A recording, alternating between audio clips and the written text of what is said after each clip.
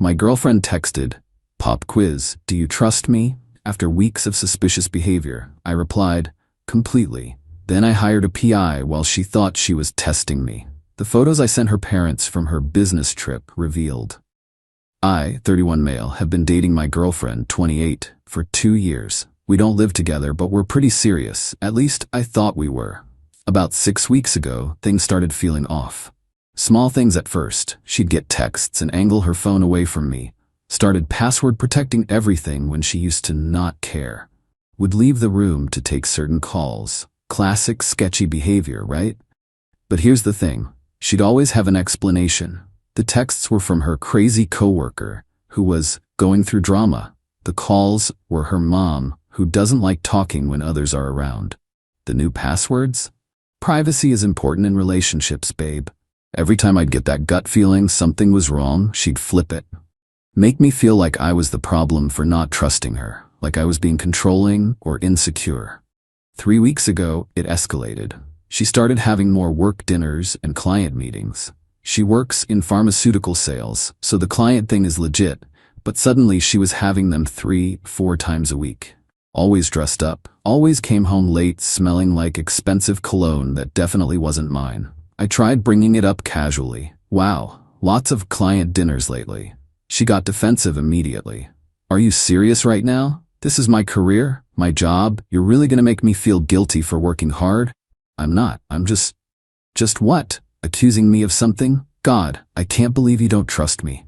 That word, trust. She kept weaponizing it against me. 2 weeks ago was when it got really weird. She told me she had a business trip coming up. 3 days to meet with some major clients and attend a pharmaceutical conference.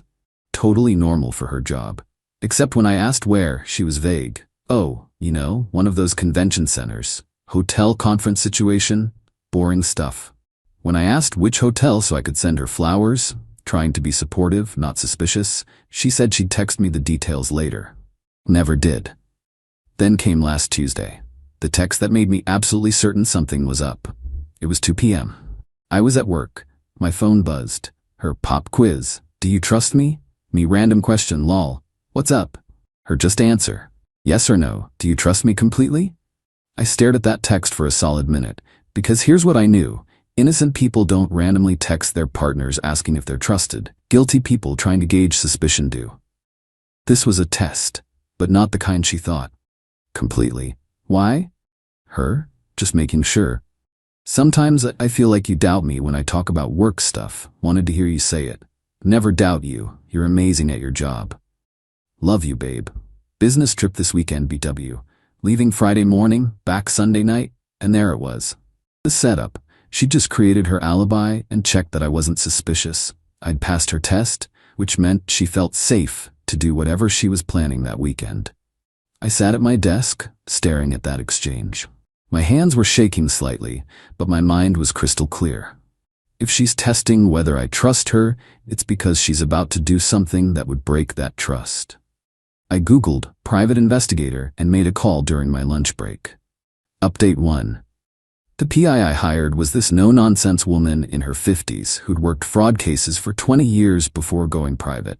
Let's call her Detective D. She wasn't cheap, $200 an hour plus expenses, but she was exactly what I needed.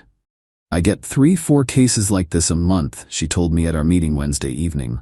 "Partner acting weird, suddenly very concerned about trust, big trip planned. You're smart to follow your gut." I showed her screenshots of the texts, gave her my girlfriend's photo, work info, the dates of the business trip. "I need to know what she's actually doing this weekend," I said.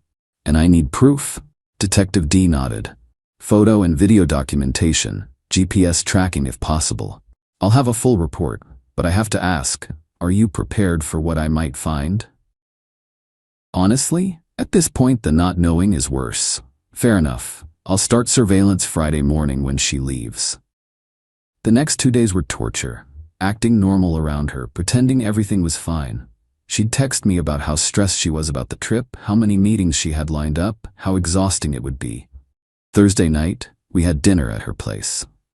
She was doing that thing cheaters do where they're extra affectionate before they cheat, like building up credit or something. Kept telling me she loved me, how great I was, how lucky she felt. I smiled and played along. Kissed her goodbye at the door. Have a great trip. Kill it with those clients. I will, baby. Miss you already. Friday morning, Detective D texted me at 8:47 a.m. Target departed residence at 8:15. I'm following. Will update. My girlfriend had texted me at 8:30. At the airport. Wish me luck. Except Detective D's next message at 9:03 a.m. was, she's not at any airport. She just checked into the Riverside Inn downtown, uploading photos to the secure portal now. I opened my laptop, logged into the portal Detective D had set up. And there she was, my girlfriend, pulling a suitcase into a hotel that was definitely in our city. Not at a conference, not at an airport. My phone buzzed. Another text from her. Boarding soon. Phone will be off during flight. I actually laughed out loud. The audacity. Detective D kept sending updates throughout the day. 11:23 a.m. Target left hotel in cocktail dress. Following to upscale restaurant. 12:07 p.m. She's meeting a man, approximately 40 to 45 years old, business attire, affectionate greeting, uploading photos. The photos showed her hugging this older guy, sitting very close at lunch, holding hands across the table. 1:45 p.m. They're going back to hotel together. 3:30 p.m. Target and male companion still inside hotel room, confirming room number. My girlfriend texted me at 3:45 p.m. Conference sessions are so boring. Miss you. At 6:17 p.m. Man departed hotel. Target remained inside, standing by for evening activities. 7 p.m. Target left hotel in different outfit, following to another restaurant. 8:04 p.m. Meeting different man. Younger, approximately 30-35, also very affectionate, uploading photos. Wait, different man? I opened the new photos. Sure enough, my girlfriend was having dinner with a completely different guy. Same intimate body language, same hand-holding. She was literally running the same playbook with two different men in one day. My girlfriend texted at 8:30 p.m. Networking dinner with boring pharma people. Call you when I'm back at hotel? Sure, babe, have fun. She never called. Detective D's update at 10:45 p.m. Target and second male companion entered hotel together. Separate room from this afternoon's companion. They're both staying at the same hotel. I have room numbers. Saturday was a repeat performance. Different outfits, same two men, same routine. Breakfast with guy 1, afternoon activity with guy 2, dinner with guy 1 again. My girlfriend was working some kind of rotation system. Sunday morning, Detective D sent her full report. It was devastating and darkly impressive. Guy 1, the older one, had paid for all meals, handed her shopping bags, paid for the hotel room. She called him baby multiple times. Detective D had gotten video with audio from the restaurant. Guy 2, younger one, also paid for everything. Gave her what looked like jewelry at dinner, paid for his own hotel room at the same hotel. My girlfriend had texted both of them using the same terms of endearment she used with me. Had kissed both of them. Had spent private time in hotel rooms with both of them. She'd literally scheduled her business trip to juggle 2 other relationships in the same city where I lived. Detective D's conclusion: your girlfriend is maintaining at least 3 relationships simultaneously, likely for financial benefit. Both other men appear unaware of each other, and presumably of you. This is a pattern behavior, not a one-time incident. Recommend immediate confrontation with documentation. My girlfriend texted Sunday at 5 p.m. Flight landing soon. Can't wait to see you. She was still at the hotel. I had the GPS data proving it. I didn't respond to that text. Instead, I did something I'd been planning since Saturday. I opened my contacts and found her parents' number. Her dad is this super traditional religious guy. Her mom is a sweet woman who thinks her daughter is an angel. They'd had dinner with me a month ago and told me how happy they were she'd finally found a good man who treats her right.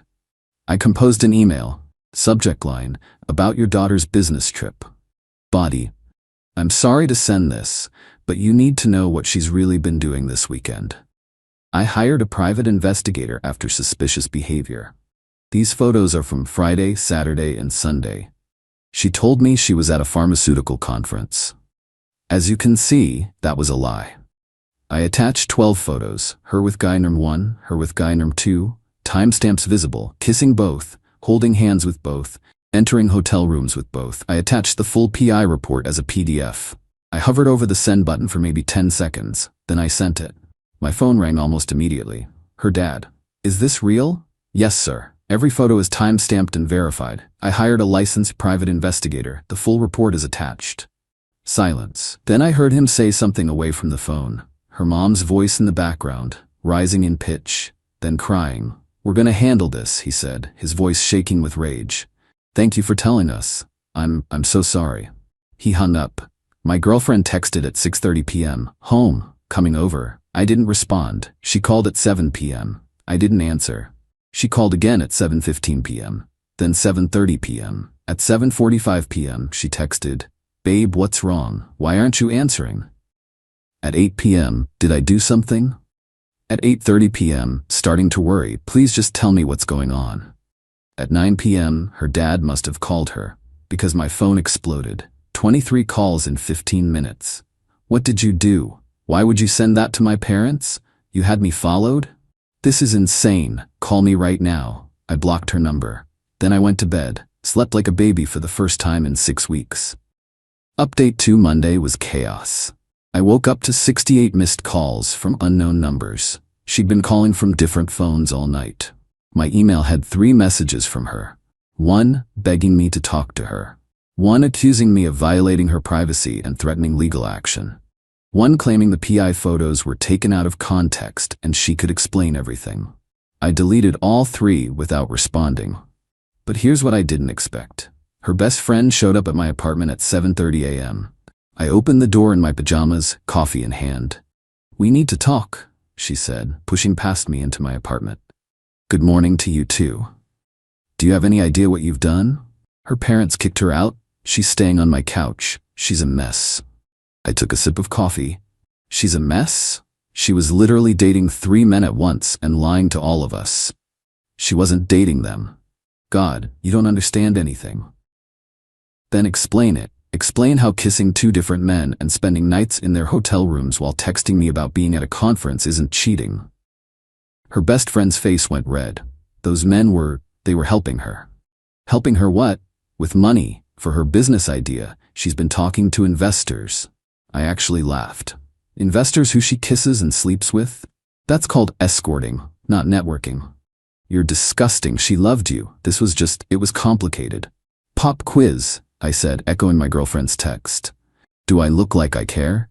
Her parents won't speak to her. Her dad called her a disgrace. Her mom is crying nonstop. You destroyed her family. No, she destroyed her family by lying to everyone, including them. I just showed them the truth. You could have talked to her first, confronted her privately. But you went nuclear and sent everything to her parents? That's cruel. She texted me asking if I trusted her while planning to cheat on me with 2 other guys. She lied about a business trip. She manipulated me every time I questioned anything. So yeah, I sent proof to her parents. They deserve to know who their daughter really is. She needs those men. One of them was going to invest $50 in her business. What business? She hesitated. Her wellness coaching thing. She doesn't have a wellness coaching business. She works in pharmaceutical sales. She was going to start one. That's why she needed the money. So she was scamming these guys too. Got it. Her best friend stood there, opening and closing her mouth like a fish. She wants her stuff back, she finally said. From here. What stuff? Her toothbrush, her extra clothes, her... Already boxed up, it's by the door. I pointed to a small box I'd packed Sunday night. A toothbrush, 1 hoodie, some makeup she'd left behind. That's it. That's all? We didn't live together. That's all she left here. She grabbed the box. You're a cold person, you know that? I'm a person who hired a professional to confirm what my gut already knew. If that makes me cold, I'm fine with it. She slammed the door on her way out. At work, I got an email from my girlfriend's personal email account. I know you're angry. I know I messed up, but sending those photos to my parents was beyond cruel. They're not speaking to me. My dad called me a whore. My mom won't stop crying. My whole family knows now because my aunt saw my mom crying and got the story. I'm humiliated. I've lost everything. And for what? Because I was trying to secure funding for my future? Those men meant nothing to me. You were the one I actually loved, but you couldn't even give me a chance to explain. You just destroyed my entire life. I hope you're happy. I wrote back 1 line. Pop quiz. Do you trust me when I say I don't care? Completely. Then I blocked that email too. By Tuesday, the situation had evolved in ways I didn't anticipate. My girlfriend's mom called me from a blocked number. I answered because I figured it might be work-related. "Sweetheart?"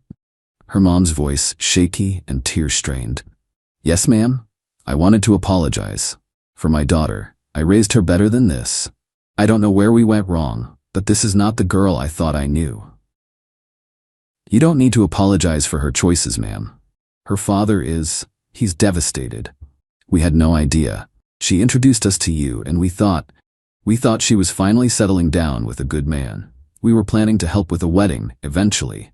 And now we find out she's been lying to us, to you, to these other men. It's like I don't even know my own daughter." I felt bad for her mom. She really didn't deserve this. "I'm sorry you found out this way," I said, "but I thought you deserved to know the truth. You did the right thing. Her father is too angry to say it, but you did the right thing. She needs to face consequences for once in her life. We've always bailed her out, fixed her problems. Maybe that's why she thought she could do something like this." After we hung up, I felt this weird mix of vindication and sadness. Not for my girlfriend, she'd made her choices, but for her parents, who genuinely seemed blindsided. Wednesday brought the legal threat I'd been half expecting. A letter from a lawyer claiming I'd violated her privacy rights by hiring a PI and sharing the photos without consent. Demanding I pay $15,000 in damages for emotional distress and reputational harm. I forwarded it to a lawyer friend. He called me back laughing. "This is total garbage. Private investigators are legal. You had reasonable suspicion. The photos were taken in public places and hotel lobbies. You shared them with her parents, not social media. She has no case. This is just intimidation." Should I respond? Nope. Let her waste money on a lawyer who's feeding her false hope. If she actually files anything, which she won't, we'll destroy it in court. You have documentation that she lied about her whereabouts. That's fraud in a relationship context. Thursday, I got a text from guy number 1, the older investor type. Somehow my girlfriend had given him my number. "I don't appreciate you destroying my relationship. She told me you two had broken up months ago. She said you were stalking her and trying to sabotage her business ventures. I've already invested money in her future. If you contact her or me again, I'll be calling the police." I screenshot the message and sent it to Detective D. She called me immediately. "Want me to inform him he's one of 3? Please." An hour later, I got another text from guy number 1. "Holy crap, I'm so sorry. She told me. I had no idea. Can you send me that PI report? I need to see what else she's been lying about." I sent him the relevant portions. He called me. "I gave her $30,000, he said, his voice hollow. "She said it was for a wellness coaching certification program and startup costs. She showed me a business plan and everything." There is no wellness coaching business. I know that now. God, I'm an idiot. I'm married. My wife is going to, if she finds out. That's your problem, not mine. Can you not mention me to anyone? I already mentioned you to her parents via the PI report. Crap. Okay, I need to talk to my lawyer. He hung up. Friday, exactly 1 week after the business trip, my girlfriend showed up at my apartment building. Security called me. "Sir, there's a woman here demanding to see you. She's pretty upset. Want me to send her away?" "Yes, please." But she must have slipped past security somehow, because 10 minutes later she was pounding on my door. "I know you're in there. Please, we need to talk." I called security. "She bypassed you. She's at my door." "On our way." I didn't open the door, just spoke through it. "You need to leave." "No, not until you hear me out. I can explain everything." "Already heard your explanations. To your best friend, to your parents, to guy number 1, different story every time. Those men didn't mean anything." "Then why did you kiss them?" "Because they expected it, for the money." "So you were escorting?" "No, it was investment. It was business." Business doesn't involve lying to your boyfriend about conference trips while you hook up with sugar daddies. They're not sugar daddies. You're twisting everything. Security arrived. I heard them talking to her. "Ma'am, you need to leave the building." "I live here." "No, ma'am, you don't.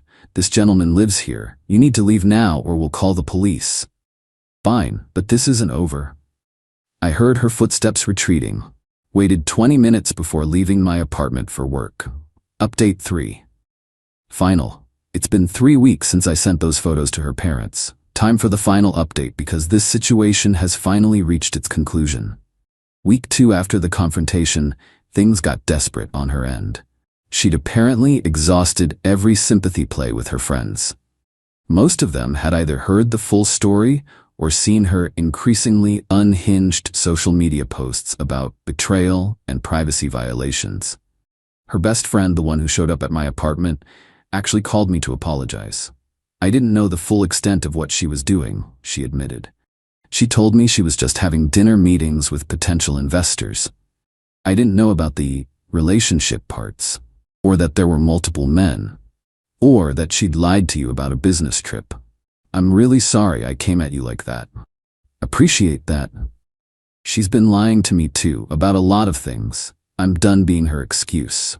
Her family situation deteriorated further. Her parents had apparently started going through her finances after everything came out. They discovered she'd been receiving gifts and loans from various men for over a year, long before she met me. This wasn't a recent thing. This was her pattern. Her dad found Venmo records, Cash App transfers, even old-fashioned checks. Thousands and thousands of dollars from men she'd met on dating apps, at work events, through friends. She'd been running this operation like a side hustle. Her mom called me one more time, just to update me. We found out she owes money to 3 different credit cards we didn't know existed. She's been living way beyond her means for years. The pharmaceutical sales job doesn't pay as much as she told us it did. We think most of her income was coming from these arrangements. I'm sorry you're dealing with this. Her father wants her to move out of state, live with his sister for a while, get away from this situation. We can't have her here anymore. Guy 1, the older investor, ended up filing a civil suit against her for fraud. Turns out the business plan she showed him was plagiarized from an actual wellness coaching website. She just swapped in her name and fabricated financial projections. His lawyer sent me a subpoena for the PI report.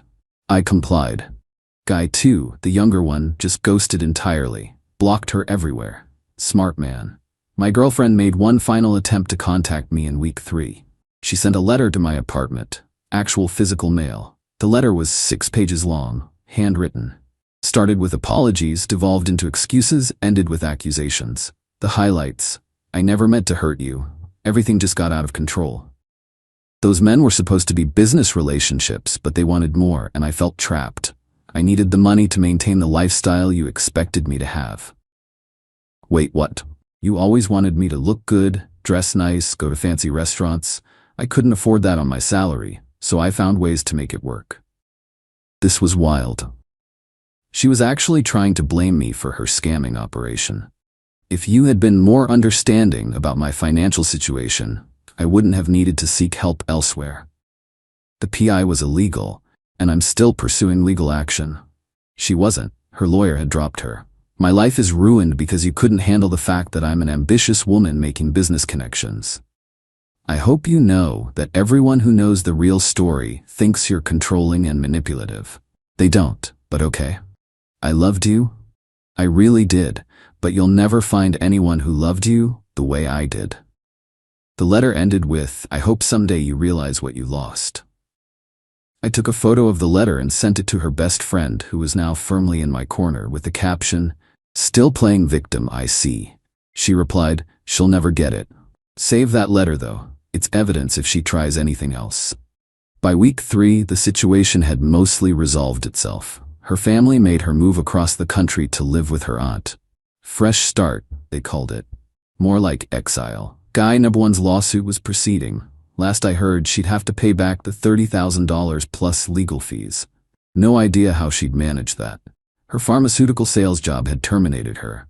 Apparently word got around about what she'd been doing, and the company didn't want that liability. They claimed it was performance-related.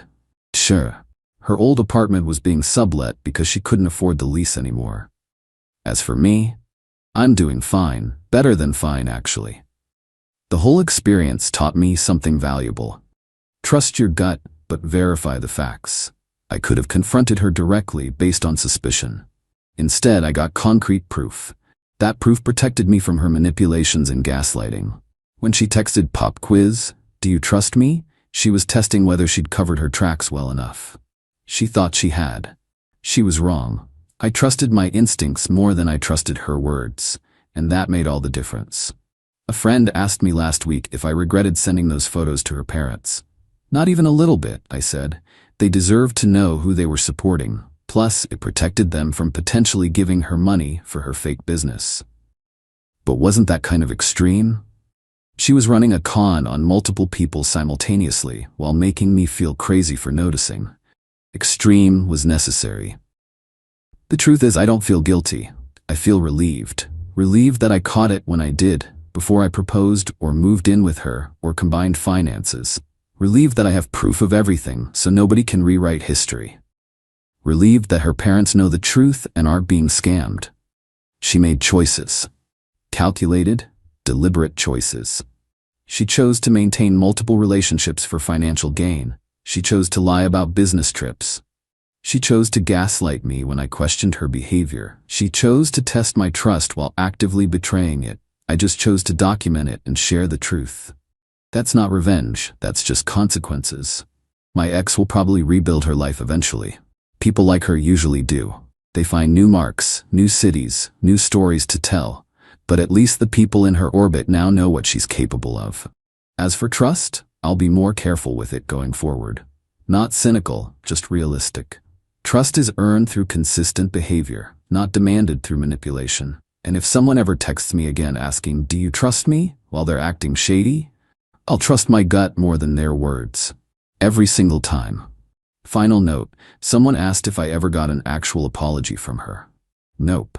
Just excuses, justifications, and blame shifting. That told me everything I needed to know. She didn't text me happy birthday last week. First time in 2 years she's missed it. Best gift she could have given me. Honestly. Pop quiz, am I better off? Completely. My girlfriend texted, "Your promotion party is boring. Leaving with Jake. Don't wait up." I replied, "Drive safe." Then I changed the apartment locks and had her belongings delivered to Jake's address. The next afternoon, building security called saying she was demanding to be let in. I, 31 male, got the promotion I'd been grinding for over 2 years. Senior account director, 20% raise, corner office, the whole thing. My company threw me a party Friday night. Nothing crazy. Rented out a restaurant's private room, open bar, about 40 people. Coworkers, couple of college friends, some family. And my girlfriend Natalie, 29.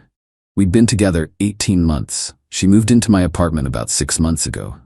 My apartment, I'd had it for 4 years before meeting her, lease in my name only. She contributed $600 monthly toward expenses, which I honestly didn't need, but she insisted on. The party was fine, people congratulating me, telling work stories, my boss giving a speech about my dedication and vision. Standard corporate stuff. Around 9 p.m., I'm talking to my college buddy Rick when I notice Natalie standing near the bar with Jake. Jake's one of my coworkers, junior designer, maybe 25, does decent work. They're laughing, standing pretty close. Whatever. She knows people here. She's allowed to talk to them. 9:45 p.m., my phone buzzes. "Natalie, this party is so boring. Everyone's just talking about work stuff I don't understand." Jake offered to show me this new cocktail bar downtown. "Leaving now. Don't wait up." I stared at that text for a solid 30 seconds. Your boyfriend's promotion party, the biggest career achievement of his life so far. And you're calling it boring and leaving with another dude. I looked up. She was already walking toward the exit, Jake holding the door for her. She glanced back, saw me watching, gave a little wave and smile like she was doing nothing wrong. Me, drive safe. Didn't argue, didn't call, just watch them leave. Rick noticed. "Was that Natalie leaving?" "Yep." "With Jake?" "Yep, bro, yeah." Stayed at my party another 2 hours. Smiled, thanked people for coming, accepted congratulations. Inside though, ice cold clarity. Got home around midnight. Natalie's stuff was everywhere, like always. Her yoga mat in the living room corner. Her fancy skincare products covering half the bathroom counter. Her clothes mixed with mine in the closet. Not anymore. Called a 24-hour locksmith. Guy arrived at 1 a.m., changed the deadbolt and the handle lock. $280, worth every penny. Then I started packing. Everything that was hers went into boxes and suitcases. Her clothes, her shoes, her random decorative pillows she'd bought without asking, her collection of scented candles, everything. Took until 4 a.m., but I got it all. Sat on my couch, surrounded by her boxed-up life, and pulled up Jake's address. Found it on the company directory. We have everyone's info for sending packages and stuff. He lived in an apartment complex about 20 minutes away. Downloaded one of those delivery apps where you can send basically anything. Paid for a truck and 2 movers. Scheduled pickup from my place for 9 a.m. Delivery to Jake's address. Added a note, Natalie's belongings. She left with the owner of this address last night. Have a great life together. Cost me $340 for the whole service. Went to bed at 5 a.m., slept surprisingly well. Update 1 Saturday morning, movers showed up at 9 a.m. like scheduled. Professional guys, didn't ask questions. Loaded up all her stuff, took 3 trips to their truck. By 10:30 a.m., my apartment looked like she'd never lived there. Felt lighter immediately. Opened all the windows, let fresh air in. Made coffee, sat on my couch, and just breathed. My phone started ringing. Natalie. Ignored it. She called 6 more times, then text started. Natalie, why aren't you answering? Where are you? I'm coming home. I didn't respond. Just waited p.m. My building's front desk called. Mr. Hayes, this is Dennis at the front desk. There's a woman here, says she's your girlfriend. She's trying to get up to your unit but her key isn't working. She's getting pretty upset. Her name Natalie? Yes, sir. She's not my girlfriend anymore. She doesn't live here. Please don't let her up. Sir, she's saying she has belongings in your apartment. Had, past tense. I had her belongings delivered to her new address this morning. She's no longer a resident. If she continues making a scene, call the police for trespassing. Understood, sir. I'll handle it. Hung up. 30 seconds later, my phone exploded. What the hell? Me up. Why isn't my key working? This is my home. No, it's my home. Your name was never on the lease. You were a guest who contributed to expenses. You can't just kick me out. You left my promotion party with another guy. Texted me it was boring, so I figured you'd moved on. Your stuff is at Jake's place. Good luck. What? You sent my stuff to Jake's? Yep. Cost me $340 but worth it for the peace of mind. You psycho. It wasn't like that. We just got drinks. At 10 p.m. on my promotion night, after calling my party boring, sure, my phone rang again. Different number, probably her friend's phone. Ignored it. Then Dennis called back. Mr. Hayes, she's left the building, but she's called the police. They're on their way. Just wanted to give you a heads up. Thanks, Dennis. I appreciate it. Waited. About 20 minutes later, knock on my door. 2 officers, 1 older guy, 1 younger woman. Mr. Hayes, we got a call about a domestic dispute. Officers. I invited them in. Here's the situation. My girlfriend, ex-girlfriend as of last night, left my promotion party with another man.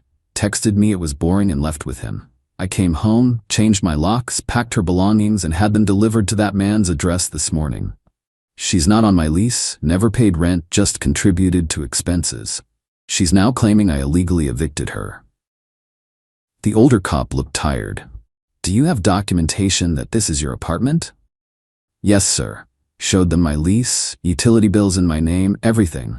And she's not on the lease? Correct. She moved in about 6 months ago but never signed anything. It was casual. She gave me $600 monthly, but there was no formal rental agreement. The younger officer spoke up. Did you give her any notice before changing locks? She abandoned the residence last night. Texted me she was leaving and not to wait up. I took that as her moving out. The older cop actually smiled a little. Sir, I can't give you legal advice, but technically she established residency. You might have to go through formal eviction if she pursues this. That said, he glanced at his partner. Given that she voluntarily left, took her belongings with her, well, you had them delivered, and there's no rental agreement, it's murky at best. Probably civil court territory, if anything. Do I need to let her in? No. This is your residence. She has no legal right to enter without your permission. If she continues harassing you or the building staff, that's a different issue. They left after making me sign a statement about what happened. Gave me a case number in case I needed it. Phone buzzed again. Unknown number. This is Jake. What the hell, man? You sent all her stuff to my place? Me? You left my promotion party with my girlfriend at 10 p.m. Where else should I send it? Unknown. We just got drinks. Cool story. You guys have fun playing house now. I have a girlfriend. She's pissed off that some random woman's stuff just showed up at our door. Oh, that's perfect. Sounds like a you problem. Maybe don't leave parties with other people's girlfriends. Block that number too. Update 2 Sunday morning. I woke up to a voicemail from Natalie's mom, Diane. Lovely woman. Always liked her. Until this. How dare you throw my daughter out like trash, after everything she's done for you. She's been crying all day. You humiliated her. Send her an apology and let her come home right now or I'm calling a lawyer. Everything she's done for me? Like leave my promotion party? Didn't call back. Instead, pulled up the security camera footage from my building. The complex has cameras everywhere, including the parking garage. Friday night, 9:54 p.m. there's Natalie and Jake walking to his car. He opens her door. She gets in, laughing. They drive off. Downloaded the footage, backed it up in 3 places. Monday morning, back to work. First day in my new office. Still felt good despite the weekend drama. Jake wasn't at his desk. Found out from another designer that he'd called in sick. Coward. Around 10 a.m., I got called to HR. Rebecca from HR sat across from me, looking uncomfortable. We received a complaint this morning. Natalie, your girlfriend? Ex-girlfriend. Right, she's filed a formal complaint claiming you've been harassing her and that you created a hostile situation involving Jake from the design team. I blinked. Harassing her how? She claims you've been sending threatening messages and that you sent explicit materials to Jake's residence to intimidate him. Explicit materials? Her words were intimate belongings. I actually laughed. Her intimate belongings were her clothes, shoes, yoga mat, and about 50 scented candles. I had movers deliver them Saturday morning after she left my promotion party with Jake Friday night. Rebecca's eyebrows went up. She left your promotion party with Jake? Texted me it was boring and left with him around 10 p.m. I have the texts. I have building security footage of them leaving together. I came home, changed my locks, packed her stuff, and had it delivered to Jake's address, since that's apparently where she wanted to be. Do you have this footage? Pulled it up on my phone. Showed her the timestamp. Natalie and Jake leaving together, looking pretty cozy. Rebecca watched it twice. Does Jake know you're showing me this? Jake called in sick today, probably because his actual girlfriend wasn't thrilled about my ex's stuff showing up at their place, which I discovered when he texted me Sunday asking why I'd sent it there. Jake has a girlfriend? Apparently. Rebecca was quiet for a minute. Then, okay, I'm going to recommend we drop this complaint. You didn't do anything wrong. This is personal relationship drama that happened outside work hours. The fact that Jake was involved is unfortunate, but you didn't create that situation. Thank you. That said, I'd avoid any contact with both of them going forward. Can you do that? Already planned on it. Got back to my office. 30 minutes later, Jake appeared in my doorway, looking like he hadn't slept. Can we talk? Not really interested. Look, man, I messed up. Natalie said you two were basically over, that you were just going through the motions. She said the party was torture for her, and could I give her a ride home? That's it. I swear nothing happened. Then why'd your girlfriend freak out about her stuff showing up? He looked miserable. Because Natalie started crying on my doorstep Saturday morning, saying you'd thrown her out with nowhere to go. My girlfriend Zoe thought I'd been hooking up with her. We've been fighting all weekend. Zoe almost left me. Again, sounds like a you problem. You left my party with my girlfriend without asking me. You gave her a ride that lasted until sometime after midnight based on when she tried calling me. Whatever happened or didn't happen, you made a choice. Live with it. She manipulated me, man. I see that now. She played both of us. Cool, we done here? He left looking defeated. Tuesday, things got weirder. Natalie's best friend Lauren showed up at my apartment building. Dennis called me. Mr. Hayes, that woman's friend is here. Says she needs to get some items Natalie forgot. Medications. What medications? He asked her. Came back, birth control and her anxiety prescription. I thought about it. Tell her to wait 15 minutes. I'll bring down anything medical. Went through the apartment one more time. Found her prescription bottles in the bathroom cabinet behind my stuff. Her birth control and anxiety meds, both in my name because my insurance covered her as a domestic partner equivalent through my company benefits. Wait, my benefits? Checked my HR portal. Sure enough, I'd added her as a domestic partner 6 months ago to save her money on insurance. She'd been using my coverage this whole time. Called HR back. Rebecca, quick question. If I remove a domestic partner from my benefits, when does that take effect? Immediately, but they'd get COBRA continuation options. Remove Natalie effective today. We're no longer together. Done. She'll get a notification in her email. Went downstairs, handed Lauren the prescriptions. Here, tell her she's off my insurance as of today. She'll get a COBRA letter. Tell her to stop contacting me, stop sending people here, and move on. Lauren looked furious. You're such a bastard. She loved you. She left my promotion party calling it boring, with Jake, at 10 p.m. That's not love. It was a misunderstanding. Then she misunderstood her way right out of my apartment. Have a nice day. Wednesday, got a letter from a lawyer. Natalie was threatening to sue for illegal eviction and emotional distress. Wanted $15,000 for pain and suffering, moving expenses, and replacement of items I allegedly damaged or stole. Called my own lawyer, guy I'd used for my lease review years ago. Explained everything, sent him the texts, the footage, the timeline.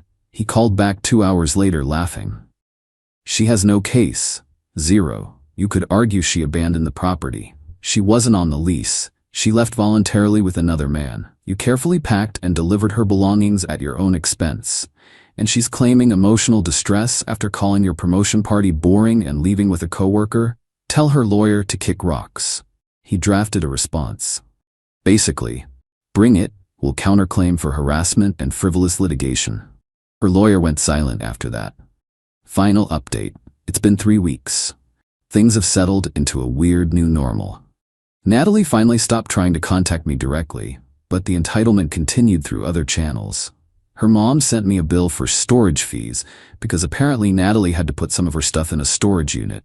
$240. I didn't pay it. Her sister called my mom, somehow got her number, trying to guilt trip her into talking sense into me. My mom, bless her, shut that down fast. My son got promoted, and your sister left his celebration party with another man. I think he showed remarkable restraint. Found out through office gossip that Jake and his girlfriend Zoe actually broke up. Zoe couldn't get past the whole situation.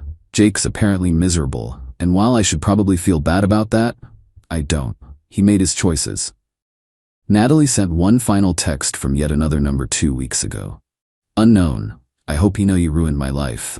I'm living with my parents. I lost my insurance. Jake's girlfriend dumped him because of your drama. You could have just talked to me instead of being cruel. I almost didn't respond, but then I did. You texted me that my promotion party was boring and left with another guy. That's not a miscommunication. That's disrespect. I didn't ruin your life. You made a choice and found out there were consequences. Hope you find someone whose accomplishments don't bore you. Blocked that number too. The apartment feels different now. Quiet, but in a good way. I got rid of her decorative pillows, threw out the scented candles, seriously 50 of them, and rearranged furniture. Bought myself a new TV with part of that raise. Put up some art I actually like instead of the abstract stuff she'd insisted on. Work's been good. The promotion came with actual responsibility. But I'm handling it. Jake transferred to a different department. Graphic design instead of UX. We don't interact anymore, fine by me. The $600 she used to contribute?